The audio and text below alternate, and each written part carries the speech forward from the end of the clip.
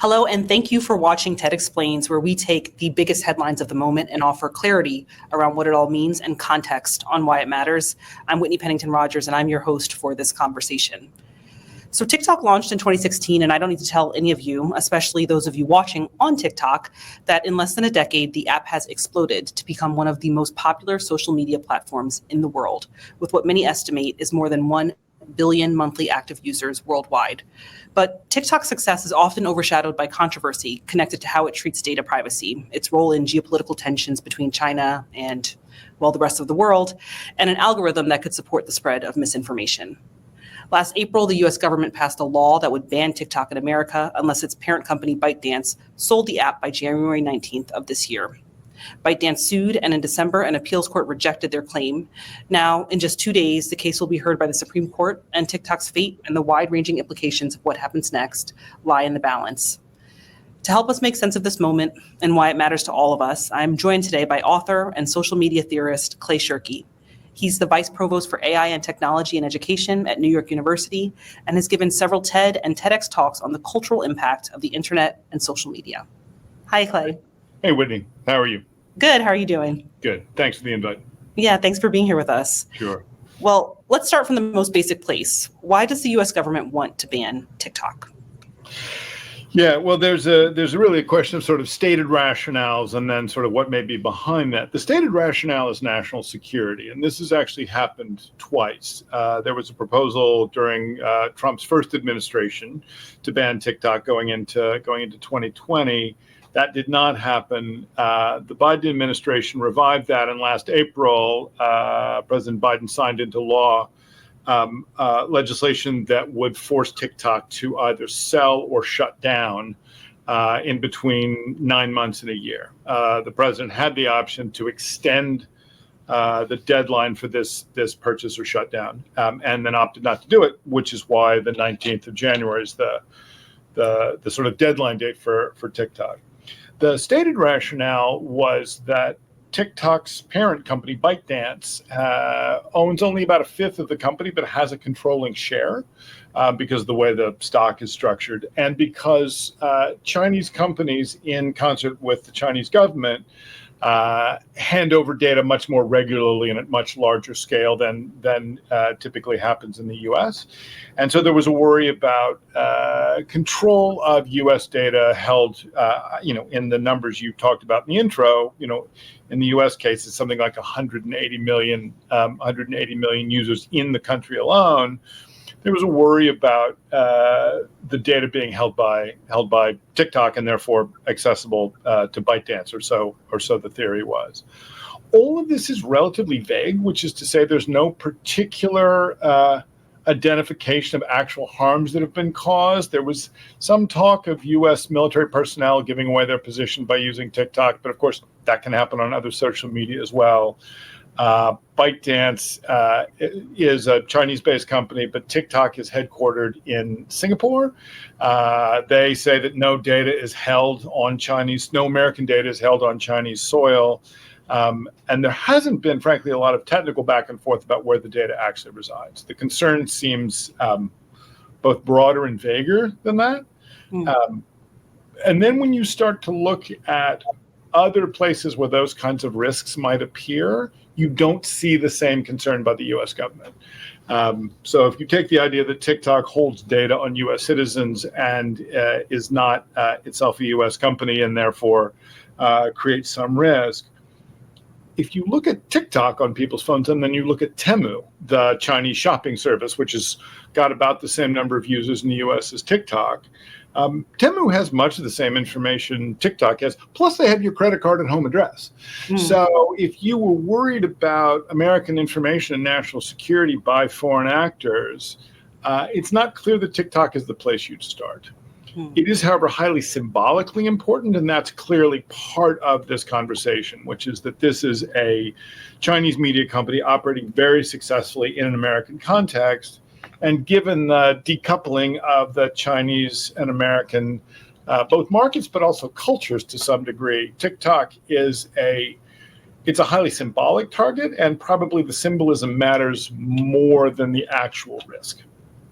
Okay. Well, there's so much to dive into there, and I think one of the big questions here is what does this actually mean for users of the app? So a ban would be that TikTok would no longer be available to users in the United States come January 19th. If you do use the app, there would be no software updates available to you, so eventually it would become obsolete. Right. And this option of selling is something that ByteDance, of course, has pushed back on. Can you talk about some of the reasons why that's not a viable option for ByteDance or something that's appealing to them? Sure, and again, and in part because of the symbolic nature of these conversations, there's ByteDance's stated rationale, and then there is everything else that might go into that same calculation. So ByteDance's stated rationale is the TikTok algorithm is a kind of secret sauce that they don't want to disclose, and they would be forced to disclose it if an American company were to acquire TikTok and operate it separately from the ByteDance ownership.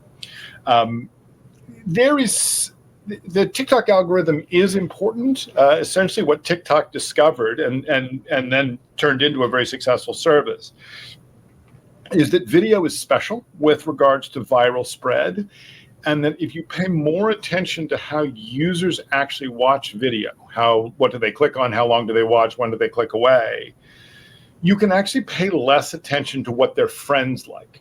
So TikTok's amplification of video is much more about personal interaction with content than it is about viral spread in the manner we got used to with Facebook in particular, where your friends would effectively amplify content from elsewhere and would amplify your content to elsewhere. TikTok doesn't have that same kind of social amplification. That was indeed an important discovery. That having been said, the TikTok algorithm is not so special that there's any kind of secret sauce there. There was actually a document leaked in 2021. Ben Smith, then the media columnist of the New York Times, got hold of it. And what it discovered is that TikTok had done a particularly good job of balancing these various factors of when a user would be interested in a certain kind of video, but that there was no signal in there that they were taking advantage of that other companies also didn't have access to. So the idea that there's some, the equivalent of the formula for Coca-Cola for TikTok that they would be forced to disclose isn't really a plausible reason not to sell. There are, however, some other plausible reasons not to sell them, the most important of which is if the U.S. forces a Chinese company to divest from a company that is succeeding in the U.S. market, that becomes a template for other kinds of work and for other kinds of essentially attacks on Chinese commercial operations that are outside of China. You can see this in the way the Canadians handled this. The Canadians have also banned TikTok, but they banned TikTok Canada, which is to say they have gone after the company doing business on Canadian soil, but are not proposing banning the TikTok app. So they're more direct about their concerns with the company rather than with the app itself.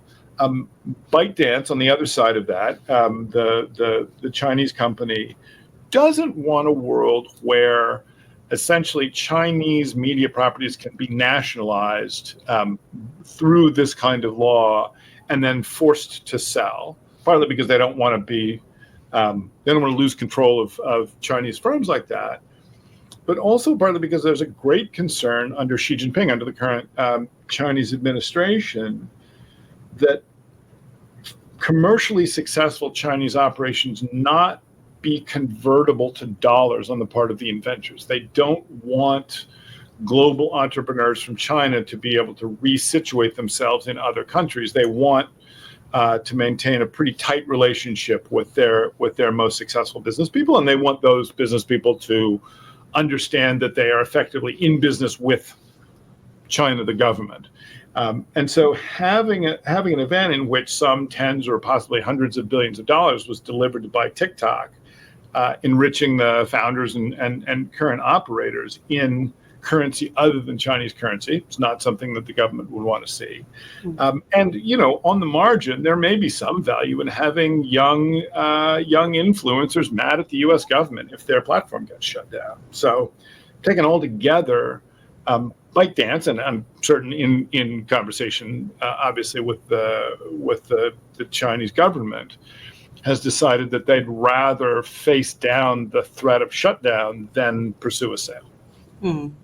Well, it's so interesting that you note that this algorithm that has been lauded as the secret sauce by ByteDance and by TikTok, that maybe they're overstating exactly what is unique about it. Because when we have heard about a sale, the valuation of TikTok has varied from, as little as $30 billion, which does not sound Not a little number, and yet, yeah. Yeah, and as much as 100 billion or even more than that, and a lot of that has to do with the algorithm. One of our followers here, one of our community members, submitted questions, and I'll say all of you can submit questions as well, and we'll keep track of some of those and perhaps ask them during the event. But asked if Mr. Wonderful of Shark Tank fame might save TikTok, who put in an early sort of bid a year ago. But I guess how likely do you think a sale is before January 19th? I don't think a sale is likely before January 19th, with emphasis on the date, because President-elect Trump has also asked the Supreme Court to delay implementation. Again, when Biden signed the legislation last April, there was a high degree of flexibility over the implementation date based on what the president judged, and the president's staff judged was going on. If they felt like TikTok was making progress and they needed another 90 days, they could have extended it. Not only did they not extend it, they made the date the law goes into effect the day before the inauguration, which ties or would tie then President Trump's hands on the 20th of January. Trump has gone to the Supreme Court and said not strike down this law, but rather delay implementation of this law until I take office. During Trump's first administration, there was a proposal also to sell TikTok, and Oracle was the leading candidate there. Oracle, being a tech company that had allied itself with Trump relatively early on. So there is a possibility of a deal if the implementation of the law is delayed until after Trump takes office, and Trump wants to use this as leverage for a certain kind of deal making. A big part of the difference between the Biden presidency and the upcoming Trump presidency seems to be willingness to work not just country by country, which is the norm, but company by company, in terms of engagement with foreign companies on U.S. soil. So I do not believe that there will be a sale between now and the 19th. Even the larger figures you listed, the $100 billion figure, is a relatively small number compared to the Chinese government's desire to keep control of its local internet companies, of which ByteDance is one of the most important. But after the 20th, once Trump takes office, there could be a quid pro quo with China, where other things are on the table, and at that point, any number of actors could come in and make a play for TikTok's assets. In the old days, sort of the 90s and aughts, Google and Microsoft both thought of themselves as potentially media companies and built various sorts of social media platforms. They could buy their way back in. Amazon, very much in the video content delivery business, could buy it. But all of that would be in the context of a larger deal between Trump and the Chinese government, not just between a private actor and ByteDance. Well, it sounds like you're not putting your eggs in the sale basket before January 19th. No, absolutely not. Yeah. Even at all. And I guess a big thing that will be a determining factor of this is, of course, the Supreme Court hearings, which are kicking off in just a couple days on Friday. Right. And you outlined some of the history of this potential ban on TikTok. As you mentioned, in 2020, the Trump administration first explored the possibility of banning TikTok. And then this act that had been signed into law last April was ByteDance sued for that. An appeals government rejected their suit in December. And now we're facing the Supreme Court hearing where we'll have some judgment around like whether or not this ban will actually happen. What do you think we can expect during the Supreme Court proceedings? TikTok has said from the beginning this law targeting us in particular is unconstitutional. I've always used that language. First Amendment would seem to protect media companies from being forced to sell or shut down.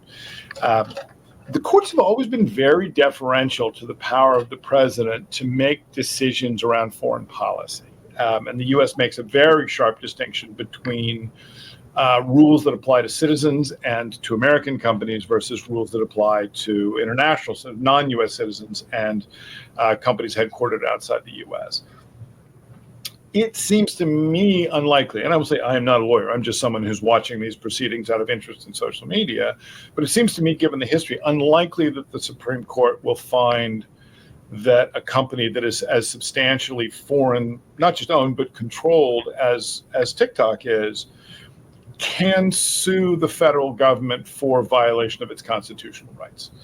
I don't expect the court to say, this law can't go into effect, this law is unconstitutional. The thing that the Biden administration signed last April is null and void. They may kill two birds with one stone by giving Trump the delay he has asked for, but doing it in the context of suspension during further review and so on. So the one really decisive thing the court could do is to say almost immediately, this law is going into effect January 19th, all app stores have to stop distributing versions of TikTok on Android and the iPhone. But that seems to me to be the least likely outcome. Okay. And it sounds like things are kicking off Friday and that we should have a decision fairly quickly, unless there's some delay on the deadline of January 19th. Well, even the delay of a deadline would be a decision of sorts, because the transition from this is a Biden administration preference and this is a law enacted under the Biden administration versus this is a Biden administration preference and law, but it will be enacted under the second Trump administration. That's a very different world for everybody. So even what would seem to be a fairly milquetoast decision to delay implementation of the law, in the 24 hours between the 19th and the 20th of January, a massive change in regulatory preferences by the executive branch of the U.S. government is going to take place. Everybody knows it. And a one-day delay substantially changes the environment that TikTok is operating in. So we have some questions that are coming in from TikTok, actually. And one person asked, sort of in response to this conversation around the sale, about Oracle and the role they play in TikTok and in America specifically. So Oracle has long been interested in TikTok, and I don't know how much of the back end Oracle is of TikTok. It is certainly part of their mix. They also make claims about what's on American soil, what's stored in Singapore, and so on. So there's, as is often the case with the cloud, there is a smear of data that isn't amenable to a really crisp definition of X kind of data resides solely in Y kind of system in Z location. But the operation of the day-to-day aspects of TikTok and ownership of TikTok are two quite different things. TikTok is a famously dynamic system. And one of the things that, again, with the algorithm being more tied to essentially observing how users interact with the videos themselves versus the sort of social network piece, TikTok is a better source of cultural novelty than Instagram Reels or Facebook or what have you, because you don't get the kind of rich get richer link economy as much on TikTok. So the fact that Oracle's involved in day-to-day operation of TikTok doesn't, I think, address the questions of both the dynamism of the app itself. The algorithm itself is presumably being tweaked and changed, as often happens. But also, TikTok as a source of cultural surprise is at least part of the motivation and worry about TikTok. And that's not accounted for simply by asking who operates the infrastructure. And again, this is one of those cases where the stated rationales of all parties tend to give a particular rationale. We are concerned about national security. We are concerned about freedom of speech. But the symbolic position of TikTok as a culturally important part of the American media landscape is in the background of every decision being made here. Well, I want to dive into both the national security and freedom of speech elements of it, and maybe we'll start with national security, which of course is the motivation as the U.S. government has put forward for banning TikTok in the United States. How real is TikTok's threat to U.S. national security, and if you could paint a picture, I guess, of the path we might be on, were nothing to actually change about our the presence of TikTok in the United States? Yeah, I mean, so TikTok. So if you were concerned about surveillance of American citizens on telecom networks, which is a perfectly reasonable thing to be concerned about, you would not start with TikTok. We are still discovering the ramifications of an attack by a hacking group called Salt Typhoon, which I think at last count has penetrated 9 separate American telecom networks through an old switching technology called SS7.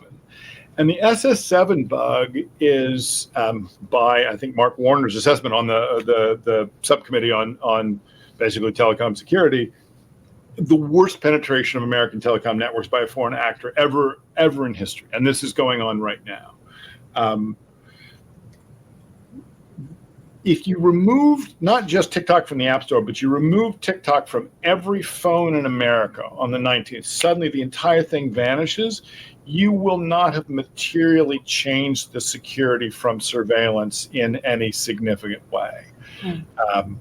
I think we've all had the experience, or many people have had the experience of logging into a website and being told you have to create a 17-character password that has letters and numbers and symbols, and it can't have 2 characters in a row, and et cetera, et cetera. We dutifully do all of that, and then a few months later, you get a note from that organization that says, "Oh, our bad, our entire database is breached. We leaked data on 100 million users." Right? That is roughly the situation we are in with TikTok versus the SS7 bug, which is to say, the wholesale weakness of American telecom infrastructure is so vastly much greater than the ability to track an individual user based on something they might or might not have said on TikTok, that if your concern was telecom security, you would not start here. And even if you said, look, the SS7 vulnerability, the American telecom networks, we need to keep those safe, that's a completely separate problem. We're also worried about surveillance of app users. If you look at TikTok and you say, okay, well, this is a Chinese-controlled company, minority of shares, but voting rights, and all the complicated things about where is the data moving, and then you look at Temu, which is the Chinese shopping app, and has about the same number of U.S. users as TikTok. Temu has almost all of the data TikTok has, plus it has your credit card and home address. And so if you were worried even just limited way which apps were on people's phones, you still wouldn't start with TikTok. You'd start with something like Temu. But again, the fact that TikTok is tied to a bunch of other issues, like a very legitimate concern about both misinformation and mental health effects that come from algorithmic recommendation engines. Again, you would not start with TikTok. But the symbolism of a Chinese media company operating in an American environment means that TikTok is getting more attention than either Temu on one side or the telecom networks on the other. And so we have a user who's a follower who's asked, has the government made public any evidence of the security threats it has accused TikTok of? And it sounds like there wouldn't be anything that they could specifically point to. This is one of the rationales. I think I see something in the comments asking what crime has TikTok been accused of, and of course this is not a criminal proceeding. The legislation targeting TikTok didn't assert that they'd committed a crime. That would have been an executive function rather than a legislative function. This, as in said, Whitney, to your question, what are the risks and threats that this legislation is nominally seeing off? The strange thing about national security as a rationale is the courts also have a high degree of deference for setting aside typical standards of evidence. Whether the evidence is merely asserted or whether the evidence is revealed in private but not public. There have been, again, sort of vague observations about people revealing their positions and so on. But if the government has specific concerns about TikTok that are not taken care of by banning TikTok from military phones, which they've already done, it has certainly not released any data like that. And it's not clear that the courts require the threat to be that specific if national security is invoked and if the entity in question is not run by and is not an American company. And in a conversation we had before this, you sort of mentioned the Snowden case and how in a lot of ways there were learnings from that maybe we're not actually leaning into there. Yes, indeed. I mean, this is really the unusual thing about the conversation in the U.S. right now around information security, worry about being surveilled, and so on. When Edward Snowden, who was the NSA contractor who released a bunch of documents about what the NSA was up to back in 2013, when he released those documents, what became very clear was that despite Fourth Amendment protections outlined in the Constitution, the national security apparatus, and in particular the National Security Agency, was collecting 100% of the signal available to them, and collecting and storing and analyzing it. And what's become clear from things like revelations, again, from Snowden about the so-called Five Eyes program, where 5 different governments, intelligence communities, pool and share data. So if the Australians see someone in America or an American citizen doing something, they will inform American agencies and vice versa for all the participants of this Five Eyes network. And we know from the SS7 vulnerabilities I mentioned earlier that multiple countries are simply spidering as much data as they can get their hands on. And the plain truth of the Snowden revelations is that we are all under surveillance all the time by multiple governments and presumably by some relatively well-funded non-state actors. And that there's nothing an individual can do about it. You will sometimes see, oh, you need to protect yourself by doing this thing or that thing. But in fact, the networks we are on are so relatively insecure that no one who isn't themselves an expert in information security can really maintain the kind of security posture that keeps the content of your messages secure. And no one, really full stop, can keep what's called signal intelligence, which is to say who's talking to whom when without regard to the content of the messages clear.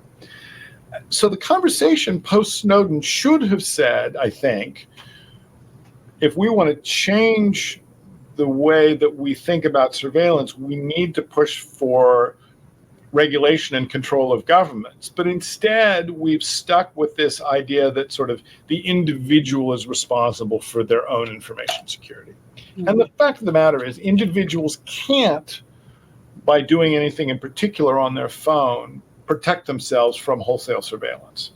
And the TikTok worry is very much about retail level surveillance. I mean, if there's, an aggregate of data somewhere, but the number of people who use TikTok is not as large as the number of people who use mobile phones in the United States, and that data is also at risk.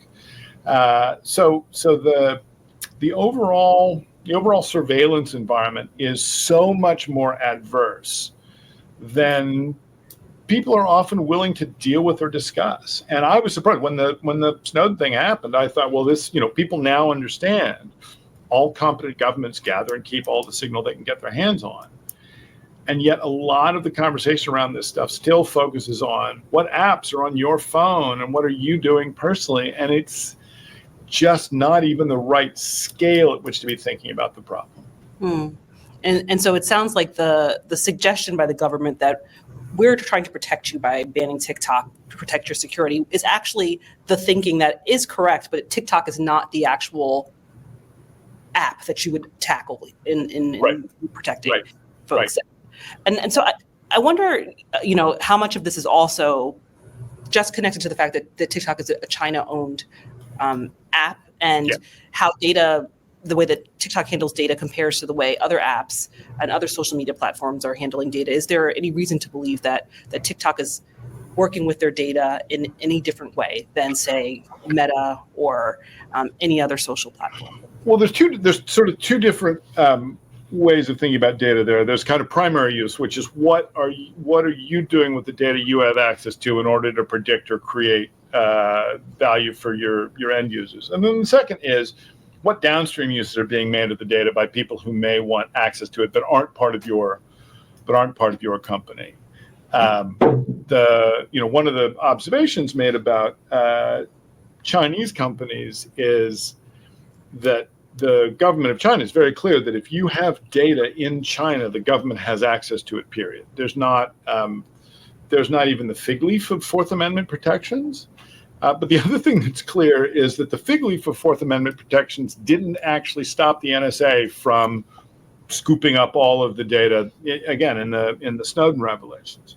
So as a practical matter, when the U.S. government presents a warrant to American telecom companies, by and large, they comply, and they comply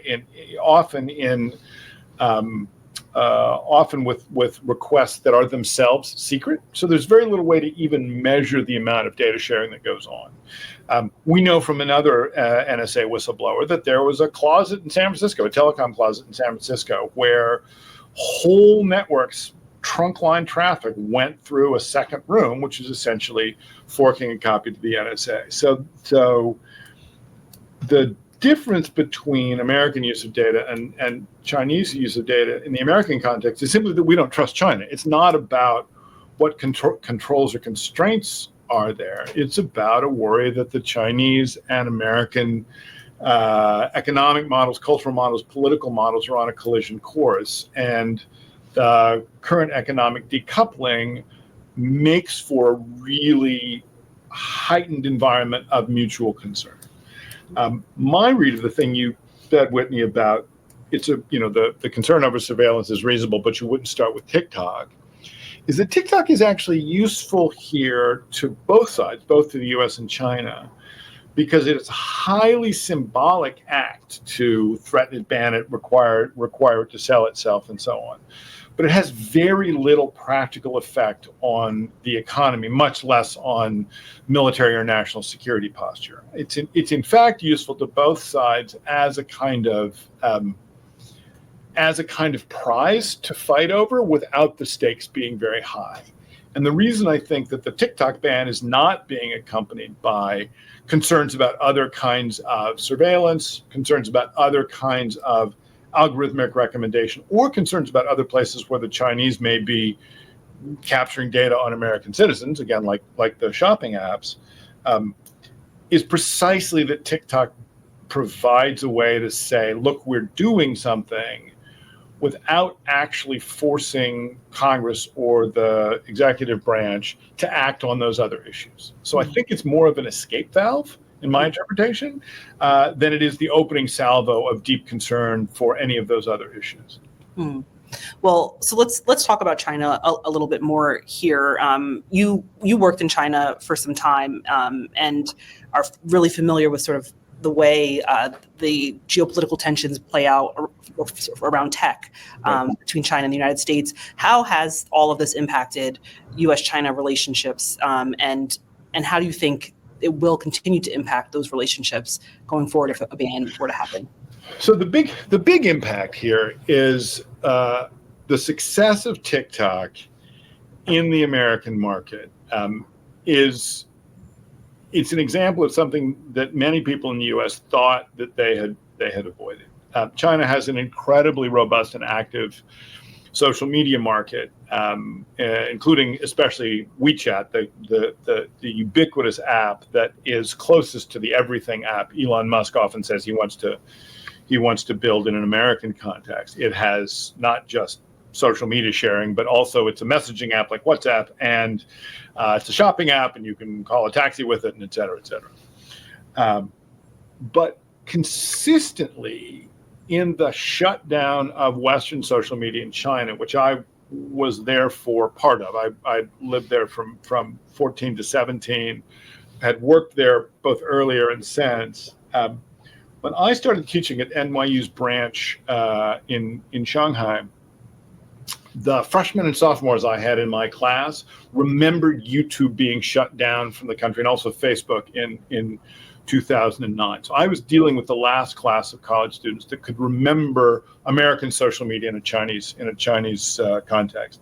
And over time, they shut down everything. They shut down Instagram. They shut down Pinterest. They shut down Quora during the time that I was there. The shutdown is now complete. There's no American social media of even the narrowest sort, except for a sort of gelded version of LinkedIn that operates there.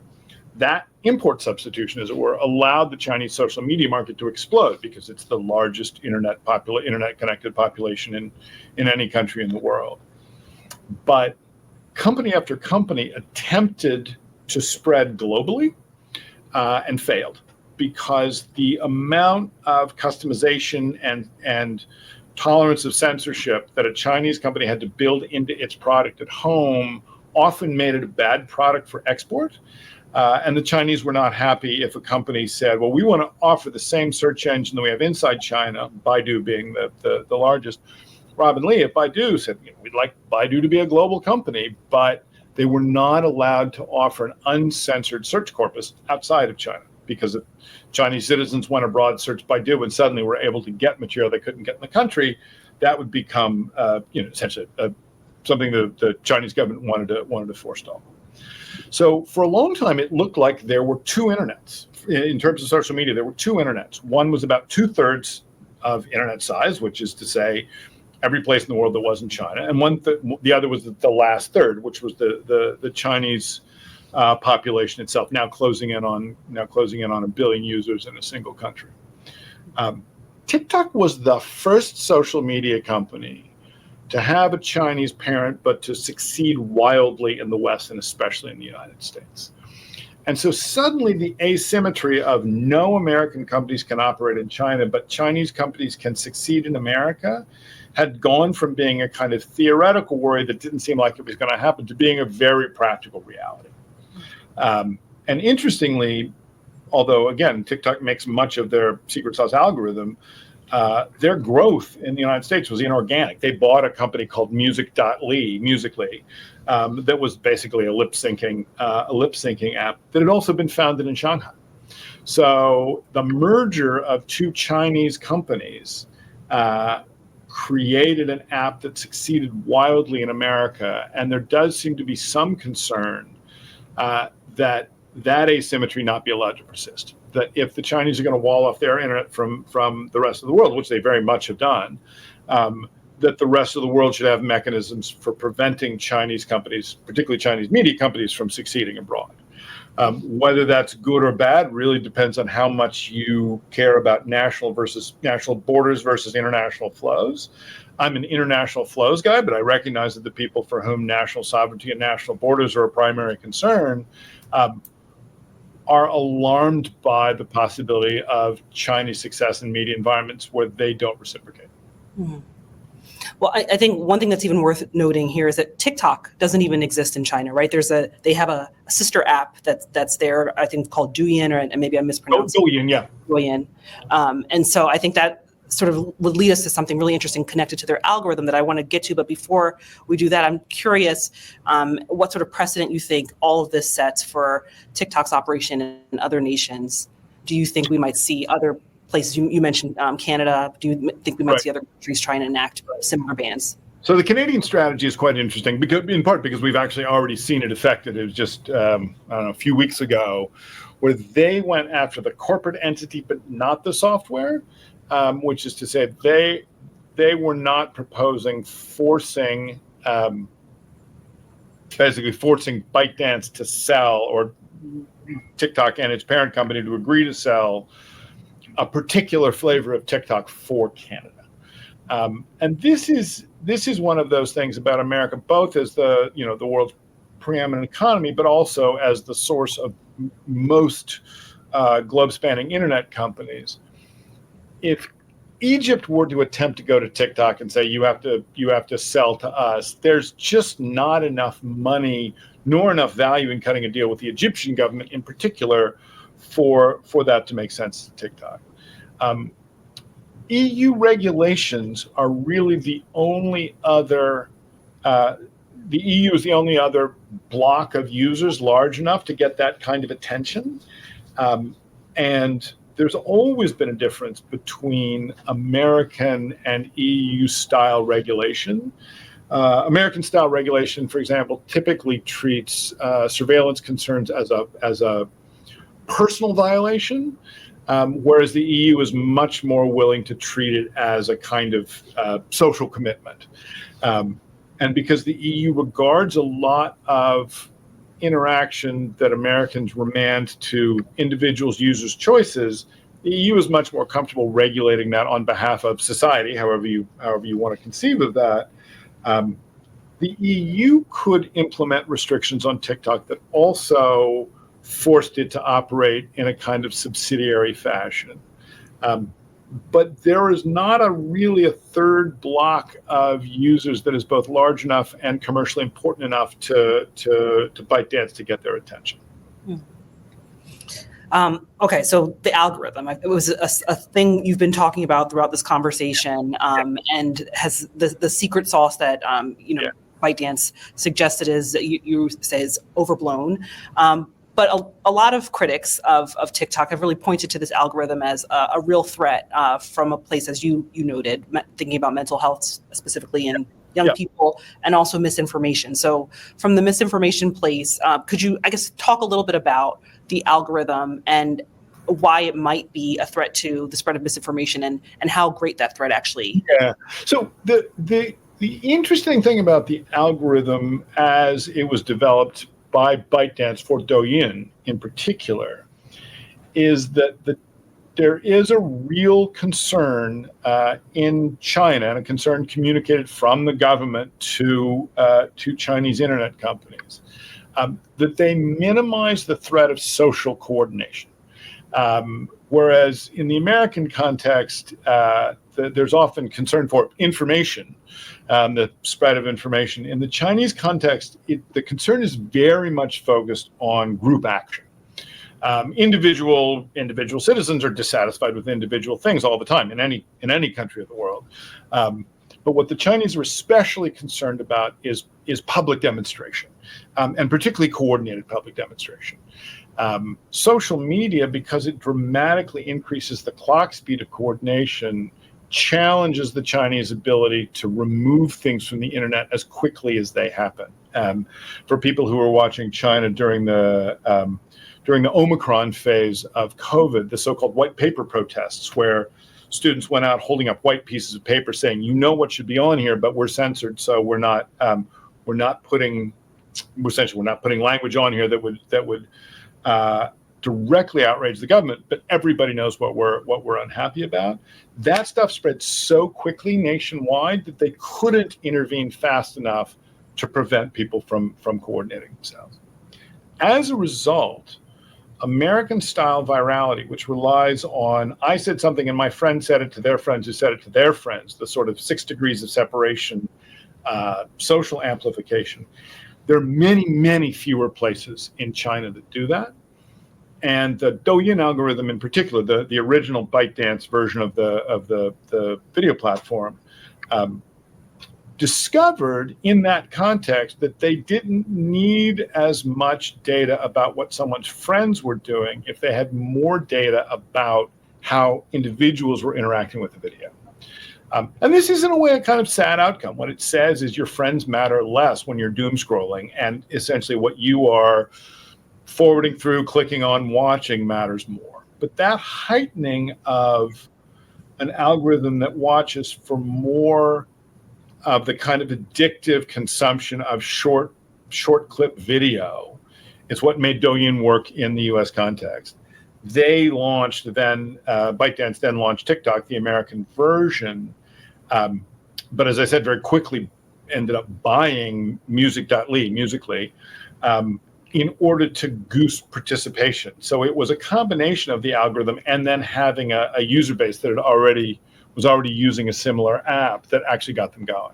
So the algorithm is important. I think what they discovered about concentrating much more on time on video and scrolling behavior and kind of personal behavior for consumption really did matter in the American context, because most people had not yet figured that out. Most companies had not yet figured that out.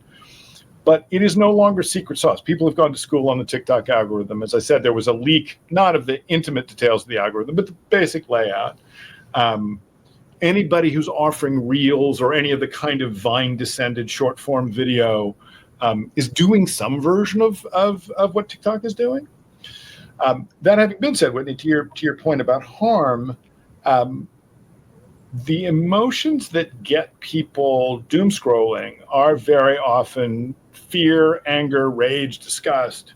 And so there is a real risk that you end up opting into much more extreme content than you started with.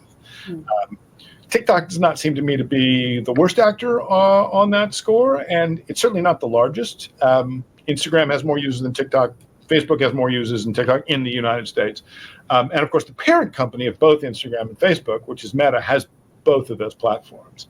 So again, if your concern was algorithmic harm to users, in particular algorithmic harm to teenagers, and TikTok was the kind of opening salvo of this is now how we're going to create a regulatory framework for monitoring what people see, that would be one thing. But A, the TikTok salvo did not presage any other interventions. And B, we're heading into a presidency where the very clear incentive for these companies is to get out of the business of filtering content on behalf of their users almost at all. Mark Zuckerberg of Meta has just said that Facebook is getting out of the business of fact-checking. They're simply going to have community notes, and the community notes function is going to be relocated out of California and into Texas. It's a very clear political move. So it's quite reasonable to worry about algorithmic effects of recommendation engines on people's mental health. TikTok isn't the place you'd start, and even if you did start with TikTok, it would only make sense if you were going to have a larger framework for dealing with algorithmic harm, and that framework does not exist. Well, one of our community members who's watching is on TikTok asked why haven't US-based social media companies been able to replicate the amazing TikTok algorithm? And it sounds like it's available and accessible. And so why are we not seeing that same thing replicated? Yeah, so I go back and forth between wanting to give credit where credit is due on the algorithm. They genuinely did figure out something new, but they figured it out, 6-8 years ago. A little bit like the formula for Coca-Cola, where the Coca-Cola company makes a big deal about not letting two people who know the formula ride on the same elevator or whatever. If you added more cinnamon to Dr. Pepper to make it taste more like Coke or something, Dr. Pepper is not flying off the shelf. Right? The thing that makes Coke now is their reach, their branding, their familiarity, and so on. If another company in 2018 had quickly copied TikTok's algorithm, you might have had competition. But social media very quickly acquires a kind of internal gravity, as it were, that's very difficult to overcome, because you're not just copying the TikTok algorithm. You'd be copying the TikTok algorithm, but starting with a very different user base and starting with a very different set of assumptions. So if you look at the top most followed people on TikTok and on Instagram, for example, the most followed person on TikTok is an Italian user, Kabilame, who does these very funny kind of physical comedy videos. He's sort of the 21st century Buster Keaton. His fame developed almost entirely in that context. He was just a very funny guy, and he makes funny videos, and TikTok is the ideal place for that. He has, 170, something like that, 170 million viewers. Every single one of the top 25 on Instagram has more followers than him. So TikTok, although the perception is that it came out of nowhere and it's become explosively popular, it is not anything like as popular as Instagram. And the monetization, the amount of money that they make from the average TikTok user in a year compared to the money from the average Instagram user in a year, it's fractional. So TikTok's success is surprising because it came into what seemed like a stable social media environment. But in fact, it hasn't displaced the major, the other major sources of short form video. There was a long period where any new competitor in the kind of media sharing environment quickly got purchased. It's how Facebook purchased both Instagram and WhatsApp. Again, under the Biden administration in particular, the idea of rapid consolidation fell out of favor. There was much more antitrust action. But we could see a world in which there are several more mergers in the social media environment. And at that point, the algorithms that people choose will matter less than the scale they're already operating at. Well, I want to talk a little bit about free speech, which of course is at the crux of this case that the Supreme Court will be hearing in just a couple of days. ByteDance has argued that by banning TikTok, they're suppressing their First Amendment rights. Is there a real argument here for that? And what door do you think this unlocks for the U.S. government? There is, of course, a real argument there. I mean, the First Amendment, it has a set of essentially legal doctrines that have made up First Amendment jurisprudence over the centuries. But it's also close to an American religion in terms of people's commitment to what they think the ideals of the First Amendment mean. And however you interpret the trade-off of the First Amendment and constitutional protections versus national security, there is something that should give us pause about allowing the federal government to shut down an American media company. The pernicious threat there is, I think, fairly obvious for anyone who cares about the media environment. That having been said, the appellate court looked that argument square in the eye and said, you know what? If you're not an American company, this argument doesn't apply to you. I would be surprised. Again, I'm an amateur court watcher. I am not a lawyer. But I would be surprised if the Supreme Court said, as long as there are enough Americans involved, it kind of doesn't matter what country a company is headquartered in and who the controlling shareholders are. We will continue to let that media company operate. There are huge implications for companies like Al Jazeera, which famously operate in an international model. Al Jazeera, in a way, is nothing if not international. There is no single country that they could slim down to and still continue to be viable, for example. But if the U.S. sets a precedent that the minute you are a foreign-owned or foreign-controlled firm, none of the reticence about shutting down media environments will apply to you. The downstream effects of that could be fairly significant in terms of either getting those, foreign-held media environments to set up American subsidiaries or removing them from the American context. That having been said, it is also always possible that the result of, the hearings from Friday are going to be a much muddier, more sort of one-off deal-making, no precedent is being set here kind of decision that's hashed out in the marketplace rather than in the courts. And as it relates to U.S. owned companies, do you think that a ban would influence regulation on any other social media platform? I don't. It's interesting. Facebook, in a couple of years ago, I think 2022, Facebook hired a lobbying firm to, help plant stories that TikTok was a danger to American youth. And Facebook's interest in seeing off the threat of TikTok is, of all the media companies, TikTok is the worst news for Facebook, because anything that makes Facebook's dominance or Meta's dominance of the social media environment seem less than inevitable is bad for their stock price. But even under the Biden administration, there hasn't been any willingness to say concern about algorithmic recommendation of content should extend to all media platforms and protect all Americans without regard to source. Again, the fact that TikTok is a foreign company and has strong ties to a Chinese firm, which has strong ties to the Chinese government, is enough that I think people are going to treat this separately.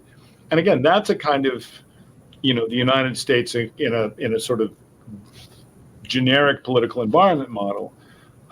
under the incoming president, media are assessed in public by how popular Trump is on that media. He has changed his mind about TikTok, having proposed to ban it 4 years ago, but now believes that it helped drive youth votes to his campaign, and has said, "Why would I ban a media platform? More people like me." So again, I think the safest bet with the Supreme Court hearings on Friday is to bet against clarity. I don't think that there's going to be a precedent set on Friday that is going to lead to a huge amount of downstream either adjustment or regulation by American media companies in any direction other than deal making. Well, thinking about just government regulation in tech, and we have a community member who asked about data and essentially saying we choose to be on here. What exactly is the U.S. so worried about in terms of what I look at? Again, the stated rationale, national security, is not the only rationale here. But I will say of data, and this gets again back to the Snowden revelations. People often believe that data that's individually harmless is also harmless in aggregate, and that's very often not the case. I'll take TED as an example, just because the organization that is sponsoring this. Whitney, if I were to give you the timestamp and phone number of every text message between any two people who worked at TED in the last month, you could tell who was having a romantic relationship that wasn't obvious to the office, right? A burst of text messages between 10 p.m. and 2 a.m. or what have you. That's called signal intelligence. And even if the contents of the message are encrypted or otherwise unreadable, there's a huge amount of value from being able to say who's talking to whom. Give me a social network map of the organization. If you wanted to be able to reach a particular person in the organization, you could, through a signal intelligence map, identify potential targets who were close to that person, and so on. And so the question of what data TikTok has isn't, I was watching a Subway Surfer video the other day. I was watching a Get Ready With Me video the other day. That stuff is of relatively minor importance, but things like location, when are you accessing it? Are you accessing it at work or at home? The other kinds of data you can pull off the phone, depending on what your permissions have been set to. All of that stuff is important. So again, data hygiene, controlling the amount that American citizens are surveilled, it's a good idea, and it's not like just because individual uses of the data are harmless. The data in aggregate is also unimportant. But even given all of that, if that were your actual concern, you wouldn't start with TikTok first. Well, we have just a couple more minutes here, and I want to ask a couple questions about creators, at least one question. Just TikTok has created such a unique audience and a unique community. What happens to this creator economy were the app to be banned in the United States? I mean, this is really a question for Taylor Lorenz. Lorenz wrote a fantastic book called Extremely Online that essentially tracks the creator economy from the early days of the mommy bloggers all the way through up until recently. And the kind of axle of the book is the invention and subsequent destruction of Vine, which was the original highly viral short-form video sharing platform. One of the things that comes clear in Lorenz's telling is that platforms come and go and people move from one to the other, but that the move is never seamless. And there are always some people who did well in the old environment and do badly in the new environment. And there are some people who had a toehold in the old environment who explode in the new environment. The internet does not lack for places to show short-form video. People who advise the 4 or 5% of content creators who are making real money on TikTok have said basically download all your videos, put them in a backpack, get ready to move to another site. So the creator economy overall, I think, will continue to do well. It will be interesting to see if any other app copies TikTok's ability to let people into the mix with funny videos, even if they're not in some dense social connection with people who have a high amount of traffic. But this is not the only time a social media platform has become a really fertile place for a creator economy and then vanished. We could see another turn of that screw. And again, some people will do well, some people will do poorly. I think probably Kabilame will be fine. He makes very funny videos. They are not particularly context dependent. But there are a lot of smaller creators for whom TikTok has been the absolute making of them, and who may simply not be able to flourish in another environment. But it's although it's being treated as unprecedented, the sort of change or destruction of previous social media platforms and subsequent migration has been going all the way back to the migration from Friendster to MySpace and MySpace to Facebook. This is an old story. Well, we're just out of time, but before I let you go, Clay, I just would love to hear what you think is the thing all of us should take away from this moment, regardless of what happens in the next few weeks.